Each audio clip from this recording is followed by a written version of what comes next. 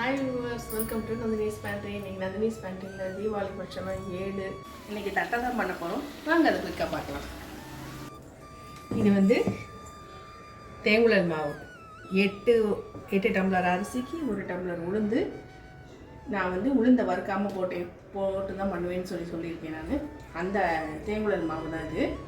அதை வந்து நான் எப்படியும் தட்டைக்கு நம்ம உளுந்த வறுத்து போடுவோம். அதுக்கு பதிலாக நான் தேங்குழல் மாவில் தான் இது பண்ணுறேன். இதுக்கு வந்து நான் ஒரு 2 டேபிள் ஸ்பூன் அளவு கடலைப்பருப்பு ஊற வச்சுருக்கேன்.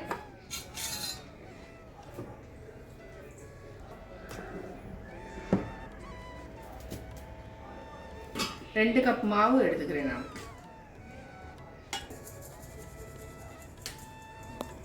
கப்பி எதுவும் இருக்கக்கூடாதுல, அதுக்கு 1 ஸ்பூன் ஜீரகம். ஒரே பக்கமாக விழுந்துருச்சு.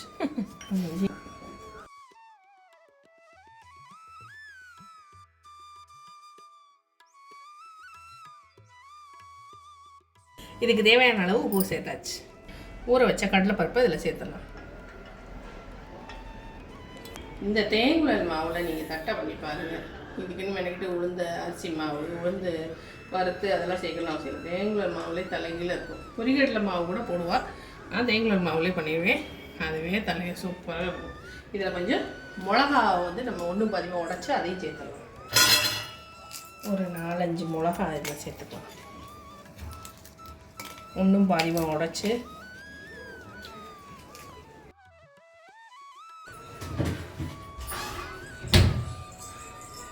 இதோட கருவேப்பிலையும் ஒன்றும் பாதிமாக உடச்சிட்டு வந்துடுவோம். இந்த மாதிரி இருந்தால் போதும்.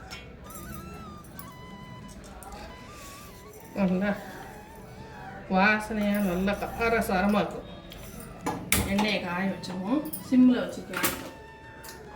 இப்போ பெருங்காயம் சேர்த்துக்கலாம். ஒரு 1/2 ஸ்பூன் அளவு பெருங்காயம் சேர்த்துக்கலாம். இது எல்லாத்தையும் நல்லா முதல்ல மிக்ஸ் பண்ணிவிட்டு அதுக்கப்புறம் வந்து வெண்ணெய் சூடு பண்ணி சேர்த்துக்கலாம். இல்லைன்னா எண்ணெய் இருந்தால் எண்ணெய் காஞ்சதுன்னா எண்ணெயை கூட சேர்த்துக்கலாம்.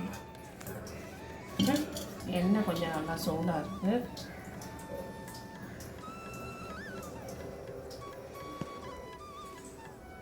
ஒரு 1.5 கரண்டி அளவு விட்டு கலந்துட்டு அதுக்கப்புறம் நம்ம தட்டையாக பொரிக்கலாம். சூடாக இருக்குது எண்ணெய். இந்த ஓரத்துங்க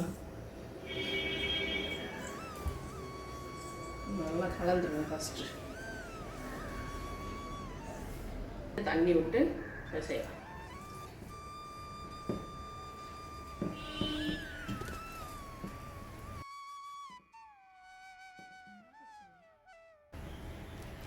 கொஞ்சம் கொஞ்சமாக தண்ணி விட்டு பேசணும்.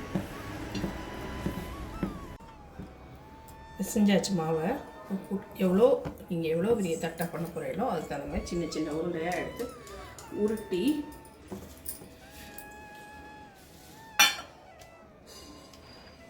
பால் கவர் நல்லா ஒயிட், இந்த கலர்ஃபுல்லாக இருக்கிறது உள்ளே வைக்காமல் ஒயிட் கவர், அதாவது உள்ளே ஒயிட்டாக இருக்குங்களா, அதில் வச்சு இப்படி டபரா வச்சு இப்படி தட்டினேன்னா ஒரே அளவு வரும். இந்த பாருங்க, அப்படியே பிள்ளையார்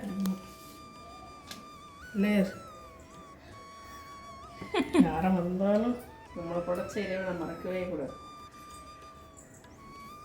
ஓம் கம் கணபதியே ஓம் விகிரதா இப்படி தன்னா கொஞ்சம் பேச்சோடைய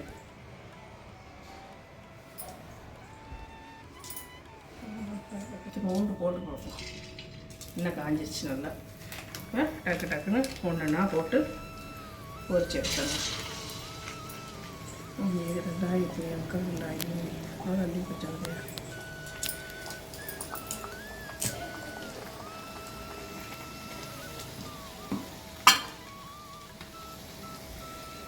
இது நம்ம அப்படி உப்பி வராமல் இருக்கிறதுக்கு என்ன பண்ணலாம்னா, ஃபோர்க்கை வச்சு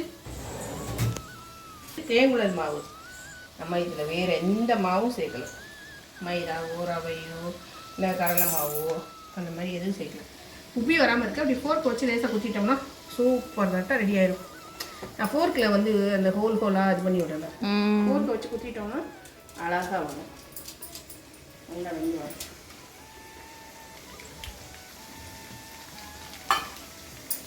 நீங்கள் பண்ணுறது மாதிரி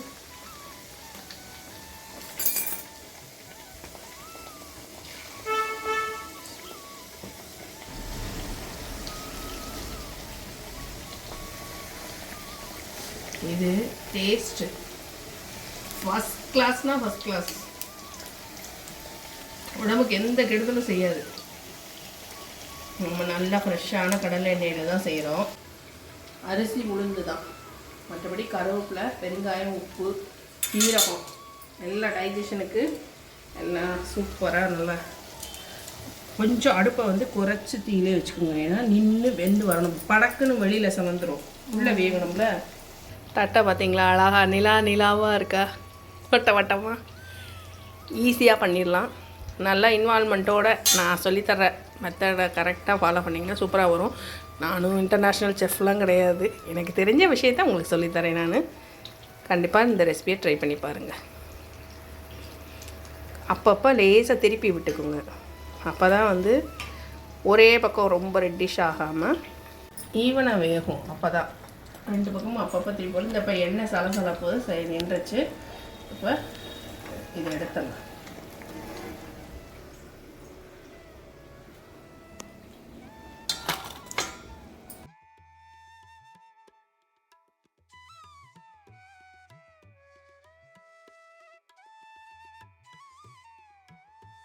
இது என்ன ரெட் கலரில் இல்லைன்னு பார்க்காதீங்க.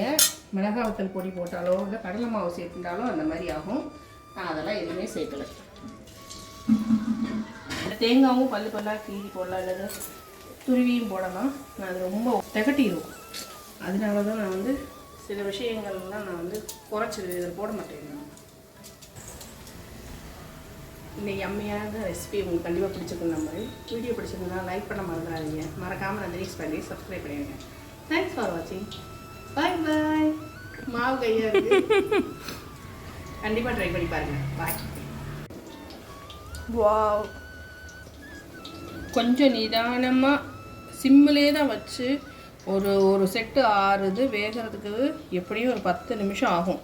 அதனால் தட்டை செய்கிறது வந்து கொஞ்சம் நேரம் ஆகும், பொறுமை தான் வேணும். நல்லா நிதானமாக விட்டோம்னா இந்த மாதிரி ரெட் கலரில் வந்துடுது. முதல்ல கொஞ்சம் சீக்கிரம் எடுத்துட்டேன், அதனால தான் இந்த பார்த்தீங்கன்னா அந்த முதல்ல எடுத்தது வந்து வெள்ளையாக இருக்குது. அதுக்கும் இதுக்கும் வித்தியாசம் இருக்குல்ல.